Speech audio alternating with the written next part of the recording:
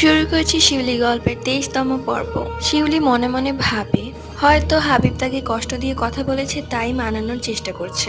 তাই শিউলি সেসব কথা ভুলে গিয়ে তার হাজবেন্ডের সাথে একটি পার্কে ঘুরতে যায়। পার্কে গিয়ে তারা অনেক মজা করে। হাফসা আর মেহজাবিন আইসক্রিম খাবে বলে আবদার করলো, কিন্তু আইসক্রিমের ওই দিকটাতে অনেক ভিড়। তাই হাবিব শিউলিকে বলল, তুমি বাচ্চাদেরকে নিয়ে এই সাইডে থাকো, আমি আইসক্রিম নিয়ে আসছি। এর মধ্যে শিউলি লক্ষ্য করলো পার্কে ঘুরে তাকাতে তাকাতে শিউলির চোখ পড়ল হাবিবের দিকে।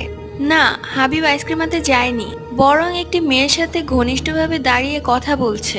মেয়েটাকে মনে হচ্ছে আমি চিনি। আরে, এটা তো মিতু। মিতু ওর পাশে কি করে? আর হাবিব আমাকে মিথ্যা কথা কেন বললো? তাহলে কি? এই বলেই শিউলি জ্ঞান হারিয়ে নিচে পড়ে গেল। পরক্ষণেই হাবিব দৌড়ে ছুটে আসলো। হাবিবের হাতে ছিল আইসক্রিম, সব নিচে পড়ে গেছে।